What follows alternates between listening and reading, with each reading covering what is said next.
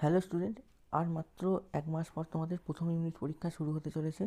তো আমরা আজকে এই ভিডিওতে ক্লাস 9-এর বাংলার একটা প্রশ্নপত্র দেখে নেব, মানে বিগত বছরের প্রশ্নপত্র। এই প্রশ্নপত্রে আমরা দেখে এটা জানতে পারবো যে কী ধরনের প্রশ্ন পরীক্ষায় আসে। তো চলো আমরা দেখে নিই যে কীভাবে এখানে প্রশ্নটা এসেছে। দেখো প্রথমে দিয়েছে কি, যে 8 নম্বরের এই 1 নম্বরে 8টা এমসিকিউ দেওয়া রয়েছে। কী দিয়েছে, সঠিক উত্তরটি নির্বাচন করে লেখো। প্রথমে আছে কি, ইলিয়াস ও তার স্ত্রীর বিবাহিত জীবন কত বছর, 35, 50, 52 না 55। তারপর দিয়েছে একে পূর্বাপর সব বলতে দাও। এ আদেশ কার প্রতি, শ্যালকের প্রতি, সূচক, জানুক না ধীবর। উর্দু সাহিত্যের মূল সুর বাঁধা কার সঙ্গে, ফার্সি, আরবি, কাশ্মীর নাকি হিন্দি।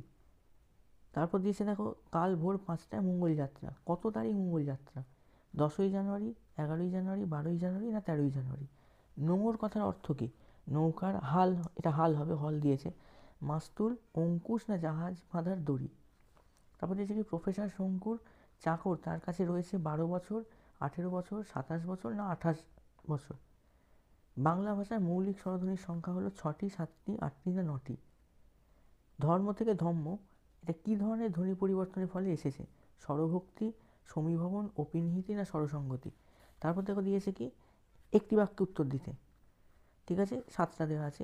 দামি রত্ন বসানো বলেই আংটিটা রাজার কাছে মূল্যবান মনে হয়েছে, এটা লাইনটা। আর একটু আছে, এমনটা আমার মনে হয় না, বক্তার কী মনে হয়েছে।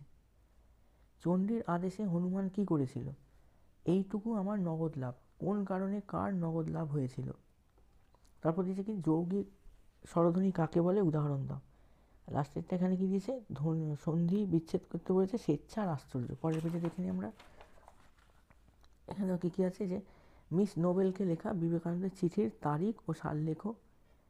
মঙ্গলের লাল নদীর জলের স্বাদ কেমন। এগুলো সব 1 নম্বরের প্রশ্ন গেল। এইবার দিয়েছে দেখো, যে প্রসঙ্গ নির্দেশ সহ কম বেশি 60টি শব্দের মধ্যে উত্তর দিতে বলছে, যে কোনো একটি। দুটো দেওয়া আছে 3 নম্বরে। সভায় জাঁকিয়ে বক্তৃতা করা গেল, বক্তৃতার বিবরণ দিতে বলেছে। তারপর দিয়েছে কি, মিস মুলার চরিত্রের সংক্ষিপ্ত পরিচয় দাও। তারপর দেখো এখানে দিয়েছে কি, কম বেশি 150 শব্দের মধ্যে নিচে প্রশ্নগুলো উত্তর দিতে বলেছে, দুটো।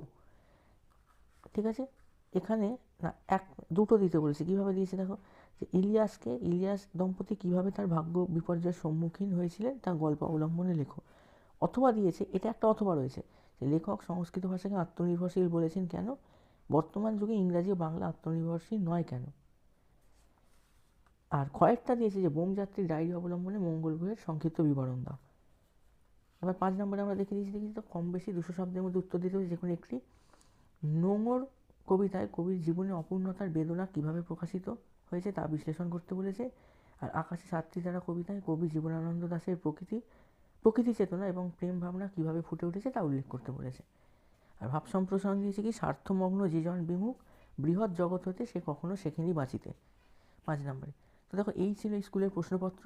এবং তোমাদের মোটামুটি সিলেবাস কিন্তু বেশিরভাগ স্কুলে একই হয়, মানে তোমাদের প্রথম যে গল্প কবিতাগুলো থাকে অথবা প্রফেসর শঙ্কুর, যে সাধারণত একই সিলেবাস হয়, একটু ডিফারেন্স থাকে।